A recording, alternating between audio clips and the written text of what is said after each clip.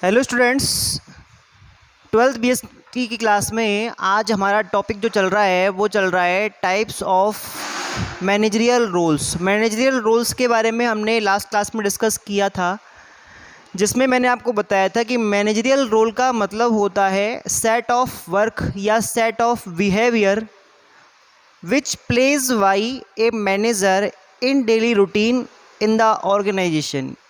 यानी कि किसी भी संस्था के अंदर जो मैनेजर जो बिहेवियर करता है, जो काम करता है, वो सारे के सारे काम उसके रोल्स माने जाते हैं।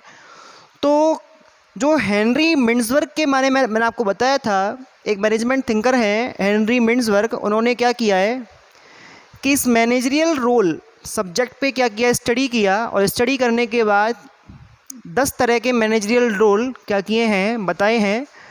तो उनको मैंने 3 कैटेगरीज़ में डिवाइड किया है। पहले है इंटरपर्सनल रोल, दूसरे हैं इंफॉर्मेशनल रोल्स एंड तीसरे हैं डिसीजनल रोल्स। क्लियर? इंटरपर्सनल जो रोल्स होते हैं वो कौन से होते हैं? इंटरपर्सनल जो रोल्स होंगे वो होंगे अकॉर्डिंग टू रिलेशन। और जैसा कि आप जानते हैं, एक जो मैनेजर होता है वो एक ग्रुप में काम करते हुए कई लोगों से अलग अलग तरह के रिलेशंस रखता है। किसी का वो सुपीरियर होता है, किसी का वो सबॉर्डिनेट होता है, किसी का वो कलीग्स होता है। ठीक है, तो ऐसी कंडीशन में क्या होता है कि इसको अपने अलग अलग रोल्स प्ले करने होते हैं। रहेगा इसका एक ही पोस्ट मैनेजर का, लेकिन रोल्स इसके चेंज होते रहेंगे। तो सबसे पहला जो है वो है figure head role. Figure head role का मतलब होता है संस्था का अध्यक्ष। जैसा कि मैंने आपको बताया है, टॉप लेवल से लेके और लोअर लेवल तक सभी मैनेजर्स ही काउंट होते हैं। तो यहाँ पर जो हम बात कर रहे हैं संस्था अध्यक्ष के रूप में, वो हमारे टॉप लेवल के कौन है, मैनेजर हैं। अब आप समझते हैं कि अगर मान लो कोई मैनेजर टॉप लेवल में काउंट होता है तो वो चीफ ऑफ ऑर्गेनाइजेशन या हेड ऑफ ऑर्गेनाइजेशन का रोल भी प्ले करेगा। और इस रोल को प्ले करने के लिए उसको कौन से काम करने होंगे कि जो भी किसी भी तरह का कोई लीगल कॉन्ट्रैक्ट करती है ऑर्गेनाइजेशन, उस पर जो सिग्नेचर होंगे वो किसके होंगे? फिगर हेड के होंगे, यानी कि संस्था के अध्यक्ष के होंगे। तो वास्तव में साइन कौन करेगा? मैनेजर करेगा। कौन करेगा? मैनेजर। क्लियर? इसके अलावा कोई कॉन्ट्रैक्ट करना है, डील करनी है, तो डील करने के लिए डिस्कशन होगा, वो कौन करेगा? वो करेगा आपका फिगर हेड। क्लियर? इसके अलावा जो आपकी किसी भी तरह के कोई ऑर्गेनाइजेशनल फंक्शंस होते हैं तो उनकी जो प्रेसिडेंसी है, उनकी जो अध्यक्षता है, वो कौन करेगा? उसमें जो मुखिया रहेगा वो कौन रहेगा? आपका संस्था अध्यक्ष, यानी कि चीफ मैनेजर रहेगा। तो इस तरह से पहला रोल जो है वो आपका फिगर हेड रोल है। दूसरा आता है लीडर। यस, एक मैनेजर एक लीडर भी आता, लीडर भी काउंट होता है। ऐसा मैं आपको पहले जब हमने रिप्रेजेंटेशन फंक्शन के बारे में पढ़ा था तो मैंने आपको बताया था। लीडर जो होता है उसको बोलते हैं नेता। और जैसा कि आप जानते हैं, एक नेता जो होता है, एक लीडर जो होता है, वो अपने फॉलोअर्स को साथ लेके चलता है और उनके द्वारा अपने काम करवाता है। क्लियर? तो एक लीडर जो होता है, उस लीडर को अपने फॉलोअर्स के लिए ढेर सारे काम करने होते हैं। फॉलोअर्स के लिए क्या करता है? वो फॉलोअर्स को गाइड करता है, फॉलोअर्स को एनकरेज करता है, उन्हें मोटिवेट करता है। तो ये जितने भी काम हैं वो सारे के सारे किसके हैं? लीडर के। और ये सारे काम कौन करता है? मैनेजर। तो जब मैनेजर अपने सबॉर्डिनेट्स से इन सारे कामों को करता है, इन सभी चीज़ों को करते हुए अपने सबॉर्डिनेट्स के, अपने अधीनस्थों के व्यवहार को प्रभावित करता है, तो वो क्या माना जाएगा? एक लीडर के रोल में काम करने वाला मैनेजर माना जाएगा। क्लियर? तीसरा होता है लाइसेंस ऑफिसर। इसका मतलब होता है संपर्क अधिकारी। देखो, लाइसेंस ऑफिसर का क्या मीन है, संपर्क अधिकारी का मतलब क्या है? ये भी एक इंटरपर्सनल रोल के अंदर ही आएगा। लाइसेंस ऑफिसर का सिस्टम क्या होता है? जैसा कि आप जानते हैं कि कोई भी ऑर्गेनाइजेशन जो होता है वो अपने एनवायरनमेंट से कैसा होता है? जुड़ा हुआ होता है।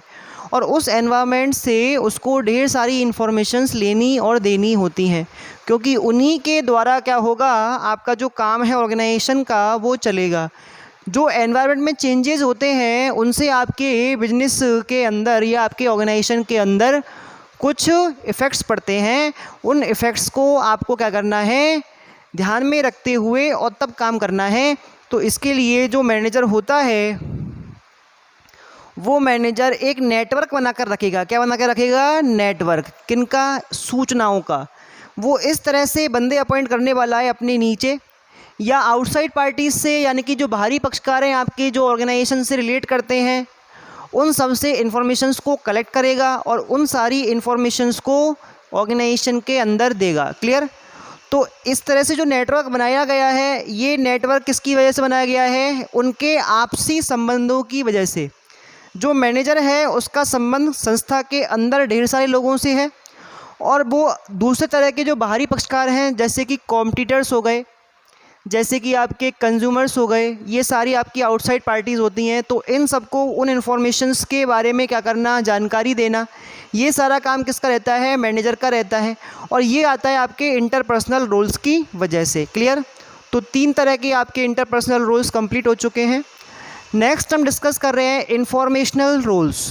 देखो, हमने 11th क्लास के अंदर भी पढ़ा हुआ है कि जो मैनेजर होता है वो मैनेजर क्या है? एक सेंटर है। क्या है वो? सेंटर है। और वो सेंटर इन्फॉर्मेशंस लेता भी है और इन्फॉर्मेशंस देता भी है। क्लियर? तो क्या होता है कि यहाँ पर इन्फॉर्मेशंस लेने और देने से संबंधित कुछ आपके रोल्स बन जाते हैं। रोल्स में नंबर फर्स्ट है मॉनिटर। मॉनिटर को हिंदी में बोलते हैं प्रबोधक। आपको एक चीज़ ध्यान रखनी है कि मॉनिटर जो होता है उसका काम होता है केवल इन्फॉर्मेशंस रिसीव करना। अब इन्फॉर्मेशन मिलेगी कहाँ से? इन्फॉर्मेशन मिलेगी आपको अपने डिपार्टमेंट से, अपनी ब्रांचेस से, अपने कलीग्स से, अपने सबॉर्डिनेट्स से और अपने सुपीरियर्स से, यानी कि ऑर्गेनाइजेशन के भीतर से। क्लियर? दूसरा, हमको अपने कॉम्पिटिटर्स से, गवर्नमेंट से और एम्प्लॉयज़ से, और इसके अलावा आपको जो कंज्यूमर्स हैं वो, उन सभी से क्या करना है? इन्फॉर्मेशंस रिसीव करनी है और फिर इन इन्फॉर्मेशंस को करना है एनालिसिस। ये काम किसका होता है? मॉनिटर का। मैनेजर का भी यही काम होता है। मैनेजर क्या करता है? एनवायरनमेंट के अंदर से और बाहर से अलग अलग व्यक्तियों से अलग अलग प्रकार की सूचनाओं को क्या करता है? इकट्ठा करता है और फिर इकट्ठा करके उनका क्या करता है? विश्लेषण करता है, एनालिसिस करता है, जिससे उन्हें आवश्यकता पड़ने पर काम में लाया जा सके। क्लियर? दूसरा होता है डिससेमिनेटर। डिससेमिनेटर को बोलते हैं प्रसारक। देखो, इसके नाम से पता चल रहा है, प्रसारक मतलब जो प्रसार करता है। अभी अभी हमने मॉनिटर में इन्फॉर्मेशंस को रिसीव किया है, लेकिन जब ये इन्फॉर्मेशन रिसीव हो जाएंगी तो एनालिसिस करने के बाद इनको उन डिपार्टमेंट्स को, उन रिलेटेड पर्सन्स को देना कैसा है? ज़रूरी है, जिनके लिए ये इन्फॉर्मेशन इम्पोर्टेंस रखती हैं। क्लियर? जैसे कंज्यूमर्स की नीड्स क्या हैं, इस चीज़ की इन्फॉर्मेशन आपको मार्केटिंग डिपार्टमेंट से प्रोडक्शन डिपार्टमेंट तक देना कैसा है? कंपलसरी है, ताकि उन्हीं की नई नीड्स के अकॉर्डिंग हम क्या कर सकते हैं? प्रोडक्ट्स इनोवेट कर सकते हैं, उनमें चेंजेस ला सकते हैं। क्लियर? तो ये प्रसारक होता है, डिससेमिनेटर होता है। इसका काम होता है इन्फॉर्मेशंस प्रोवाइड करना। इसका काम होता है मॉनिटर का इन्फॉर्मेशंस रिसीव करना। क्लियर? तो ये मॉनिटर की फॉर्म में तो मैनेजर क्या कर रहा है? इन्फॉर्मेशंस को रिसीव कर रहा है, उनको एनालिसिस कर रहा है। और डिससेमिनेटर की फॉर्म में या रोल में क्या कर रहा है मैनेजर? इस रोल में मैनेजर उन इन्फॉर्मेशंस को उनके इम्पोर्टेंस के हिसाब से, कि किस इन्फॉर्मेशन का किस डिपार्टमेंट में किस बंदे को इम्पोर्टेंस है, उनको क्या करेगा? वो इन्फॉर्मेशंस प्रोवाइड करेगा। क्लियर? लेकिन ध्यान रखना है, यहाँ पर जो इन्फॉर्मेशंस दी जाएगी वो केवल और केवल ऑर्गेनाइजेशन के अंदर ही दी जाएगी। ध्यान रखना है। मॉनिटरिंग में हमने क्या किया था? इन्फॉर्मेशंस को इंटरनल एंड एक्सटर्नल दोनों सोर्स से कलेक्ट किया था, लेकिन डिससेमिनेटर की फॉर्म में जो मैनेजर है वो उन इन्फॉर्मेशंस को केवल और केवल क्या करेगा? आपके ऑर्गेनाइजेशन के अंदर जिन लोगों के लिए वो इन्फॉर्मेशंस काम में आएंगी उनको ही देगा। अब क्वेश्चन ये है कि सर फिर बाहर वाले लोगों को इन्फॉर्मेशंस नहीं देनी होती? नहीं, बाहर वाले लोगों को भी इन्फॉर्मेशंस देनी होती है और उसके लिए हमने जो रोल लिया है उसका नाम है स्पोक पर्सन। स्पोक पर्सन का मतलब होता है प्रवक्ता। जैसे आपने देखा होगा कि ढेर सारी पॉलिटिकल पार्टीज़ जो होती हैं वो अपने अलग से क्या रखती हैं? स्पोक पर्सन रखती हैं, जो आपकी पार्टी से रिलेटेड मैसेजेस जो होते हैं वो पब्लिक को, मीडिया को देते हैं। क्लियर? जैसे आज मान लो भारतीय जनता पार्टी किसी प्रकार का कोई डिसीजन लेती है, तो इसका जो मैसेज है वो आपको जो होम मिनिस्टर हैं या प्राइम मिनिस्टर हैं, चाहे वो पार्टी के ही हैं, वो नहीं देंगे। वो देंगे आपको कौन? पार्टी के जो आपके स्पोक पर्सन हैं, जो कि अपॉइंट किए गए हैं अलग से, वो देते हैं। तो स्पोक पर्सन जो होता है, इनका काम क्या होता है? ये क्या करते हैं, जो भी आपके लेबर ग्रुप्स होते हैं, जो भी आपकी कम्युनिटी होती है, जो भी आपके मीडिया होता है, इन सभी के सभी लोगों को, यानी कि ऑर्गेनाइजेशन के बाहर के जितने भी लोग हैं, उन सभी लोगों को क्या करते हैं, ये उन सूचनाओं के बारे में प्रदान करते हैं जो आपके ऑर्गेनाइजेशन से जुड़ी हुई हैं। क्लियर? यानी कि अगर मैं एडवर्टाइजमेंट की बात कर दूं कि एक कंपनी का जो एडवर्टाइजमेंट है उसको पब्लिक को बताना, प्रोडक्ट्स के बारे में बताना, सर्विसेज के बारे में बताना, एडवांटेज के बारे में बताना, तो वो क्या होगा, हम ऐसा मानेंगे कि अगर मान लो वो आप ओरल बता रहे हैं, अपनी पब्लिसिटी कर रहे हैं, तो इस कंडीशन में आपका जो मैनेजर है वो कैसा माना जाएगा? स्पोक पर्सन माना जाएगा। तो मॉनिटर में तो आपने इन्फॉर्मेशंस को रिसीव किया था, डिससेमिनेटर में आपने ऑर्गेनाइजेशन के अंदर जो डिफरेंट डिपार्टमेंट्स हैं और डिफरेंट लेवल्स हैं उन पर इन्फॉर्मेशंस को क्या किया है? दिया है। जैसा जो इन्फॉर्मेशन जहाँ पर इम्पोर्टेंस रखती है, जहाँ पर वो काम आ रही है। क्लियर? और स्पोक पर्सन जो होता है, स्पोक पर्सन का मतलब होता है प्रवक्ता, और प्रवक्ता जो होता है इसका काम क्या होता है? इसका काम होता है ऑर्गेनाइजेशन के बाहर जितने भी आपके लोग हैं, जितने भी आपके रिलेटेड लोग हैं, उन सभी को क्या करना? इन्फॉर्मेशंस देना। क्लियर? तो ये बाहर के लोगों को इन्फॉर्मेशन देता है, ये ऑर्गेनाइजेशन के अंदर लोगों को इन्फॉर्मेशन देता है, और ये अंदर और बाहर दोनों जगह से इन्फॉर्मेशंस को कलेक्ट करता है। क्लियर? तो ये आपके इन्फॉर्मेशन रोल्स रहे। क्लियर?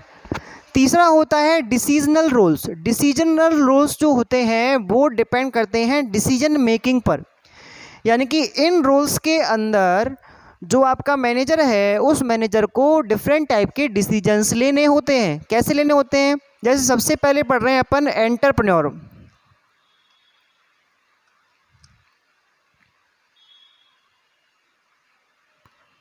एंटरप्रेन्योर को हिंदी में बोला जाता है उद्यमी। देखो, एंटरप्रेन्योर एक स्पेशल वर्ड है जिसको पहले बिजनेस फर्म्स के लिए यूज़ नहीं किया जाता था, लेकिन 18th सेंचुरी के बाद, यानी कि 18th सेंचुरी के लास्ट में ये जो वर्ड है, ये एंटरप्रेन्योर आपके बिजनेस एक्टिविटीज़ के लिए भी लिया जाने लगा। क्लियर? तो अभी बात ये है कि एंटरप्रेन्योर होता क्या है। एंटरप्रेन्योर को बोलते हैं उद्यमी, और उद्यमी वो व्यक्ति होता है जो रिस्क बियर करता है। आज हम किसी ऑर्गेनाइजेशन की बात करें, उस ऑर्गेनाइजेशन में जितनी भी रिस्क होती हैं, चाहे वो इंडिविजुअल पर्सन की अपने काम से रिलेटेड हो सकती हैं, लेकिन कहीं ना कहीं ग्रुप का टोटल जो रिस्क होता है वो कौन बियर करता है? वो बियर करता है कौन? एंटरप्रेन्योर। और वो होता है कौन? अपने ऑर्गेनाइजेशन का मैनेजर। क्लियर? तो जो आपका एंटरप्रेन्योर होता है उसके काम क्या क्या हैं, मैं बता दूं आपको। एंटरप्रेन्योर का मतलब काम होता है रिसोर्सेज कलेक्ट करना, रिसोर्सेज कलेक्शन, जहाँ से भी आपको रिसोर्सेज मिल सकते हैं, रिस्क बियरिंग और इनोवेशन।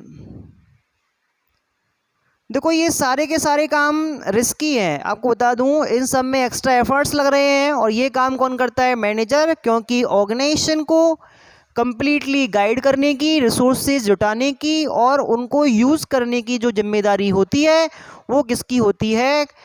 एंटरप्रेन्योर की होती है। तो यही जिम्मेदारी किसकी होती है एक ऑर्गेनाइजेशन में? मैनेजर की भी होती है। तो मैनेजर एंटरप्रेन्योर का भी रोल प्ले करता है। अब इसके लिए उसको ढेर सारे डिसीजंस लेने हैं। भाई, रिसोर्सेज कहाँ से कलेक्ट होंगे? रिसोर्सेज कैसे हैं? डिस्ट्रीब्यूटेड हैं जगह जगह से। एम्प्लॉयज़ कहीं है, मशीन कहीं है, टेक्निक्स कहीं है। क्लियर? अब उन चीज़ों को हमें ढूंढ ढूंढ के जो हमारे लिए अच्छे हैं, हमारे बजट में हैं, ऑर्गेनाइजेशन के हिसाब से हैं, हमारे ऑब्जेक्टिव्स के हिसाब से हैं, उनको कलेक्ट करना पड़ता है। तो उनको कलेक्ट करने का डिसीजन लिया जाएगा, तो ये डिसीजनल रोल्स में काउंट होगा। क्लियर? दूसरा होता है डिस्टर्बेंस हैंडलर। एक्चुअल में क्या होता है, जैसे कि मैंने अभी आपको बताया था कि जो बिजनेस में मैनेजर होता है वो एक लीडर भी होता है। इस डिस्टर्बेंस हैंडलर का नाम होता है उपद्रव निवारक। एक्चुअल में क्या होता है, जब आपने पढ़ा हुआ है कि बिजनेस ऑर्गेनाइजेशन के अंदर डिफरेंट टाइप्स के क्या होते हैं, एम्प्लॉयज़ होते हैं, और वो सब अपने अपने कॉन्सेप्ट्स, अपने अपने थॉट्स और अपनी अपनी क्या रखते हैं, ट्रेडिशंस रखते हैं। तो सेम टाइम से या सेम टाइप से काम करने की उनकी क्या नहीं होती, हैबिट नहीं होती। तो उस चीज़ के चक्कर में वहाँ पर ढेर सारे कन्फ्लिक्ट्स क्रिएट हो जाते हैं। यानी कि जो ऑर्गेनाइजेशन में जो एम्प्लॉयज़ का ग्रुप है वो आपस में क्या है, लड़ रहा है, ठीक है। तो ऐसी कंडीशन में क्या होगा कि वहाँ पे जो कन्फ्लिक्ट्स हैं उनको हटाने के लिए, डिस्टर्बेंस को दूर करने के लिए, वहाँ पर जो किसी तरह का जो मिसअंडरस्टैंडिंग हुई है उसको दूर करने के लिए क्या होगा, यहाँ पर एक एक जैसे अपने स्कूल में होता है ना पीटीआई, इस तरह से वहाँ पे एक बंदे की रिक्वायरमेंट होती है। और ये जो रोल होता है इसको प्ले कौन करता है, इसको प्ले करता है आपका मैनेजर। क्लियर। तो ये जो डिस्टर्बेंस हैंडलर है इसका रोल कौन प्ले करता है, मैनेजर करता है। और इस रोल के अंदर आप एम्प्लॉयज़ की जो प्रॉब्लम्स हैं उनका सॉल्यूशन करोगे, उनके बीच में जो आपसी कन्फ्लिक्ट्स हैं, मतभेद हैं, उनको दूर करोगे। क्लियर। एक होता है रिसोर्स एलोकेटर। रिसोर्स एलोकेटर को हिंदी में बोलते हैं संसाधन वितरक।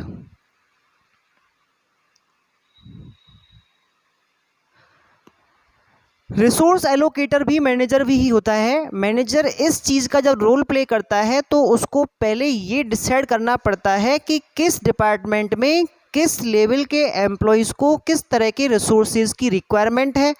फिर जहाँ कहीं से भी वो रिसोर्सेज को कलेक्ट करेंगे उनका बजट बनाकर अलग अलग डिपार्टमेंट को क्या किया जाएगा, अलॉटमेंट किया जाएगा। तो ये जो अलॉटमेंट है, जो ये एलोकेशन है, ये काम कौन करता है, मैनेजर करता है। क्लियर। तो रिसोर्स एलोकेटर की फॉर्म में मैनेजर क्या काम करेगा, डिपार्टमेंट्स को और एम्प्लॉयज़ को उनकी रिक्वायरमेंट के हिसाब से रिसोर्सेज देना, बजट बनाना और ये चीज़ तय करना कि आपका कौन सा रिसोर्सेज कब कहाँ कैसे काम में लिया जाएगा, जिससे उनका वेस्टेज ना हो, मिसयूज़ ना हो। क्लियर। एक लास्ट होता है नेगोशिएटर। नेगोशिएटर को हिंदी में बोलते हैं वार्ताकार। देखो नेगोशिएटर का क्या सिस्टम होता है। नेगोशिएटर एक्चुअल में एक मिडिल मैन है और इस मिडिल मैन का काम होता है ऑर्गेनाइजेशन एंड आउटसाइड पार्टीज़ के कॉन्ट्रैक्ट्स को बनाना। कई बार ऑर्गेनाइजेशन को बाहरी पक्षकारों से ढेर सारे कॉन्ट्रैक्ट्स करने होते हैं, जैसे लेबर ग्रुप्स हो गए आपके, ठीक है, जैसे आपके कोई सप्लायर्स हो गए। तो उन चीज़ों में कुछ टर्म्स एंड कंडीशंस होती हैं। उन टर्म्स एंड कंडीशंस पे आपको क्या करना है, दोनों पार्टीज़ को सेटिस्फाई करना है। और ये जो सेटिस्फेक्शन है वो किसके थ्रू होता है, एक मिडिल मैन के थ्रू, जिसमें आपकी जो बोथ पार्टीज़ हैं वो उस कॉन्ट्रैक्ट को बनाने के लिए क्या जाती हैं, तैयार हो जाती हैं और दोनों को ही उसमें क्या मिलता है, अपने अपने कन्वीनियंट रहता है। क्लियर। तो उस चीज़ के लिए एक मिडिल मैन जो होता है, उस मिडिल मैन का काम क्या है कि दोनों पार्टीज़ के बीच में उन कॉन्ट्रैक्ट्स को करवाना, जिससे कि ऑर्गेनाइजेशन को क्या मिले, उससे बेनिफिट्स मिले। क्लियर। तो आपने इसमें मैनेजरियल रोल्स में 3 तरह के रोल्स पढ़े हैं, interpersonal roles, information roles and decisional roles. I hope समझ में आए होंगे आपको। क्लियर। नेक्स्ट टॉपिक में हम डिस्कस करेंगे लेवल्स ऑफ मैनेजमेंट के बारे में। Thank you.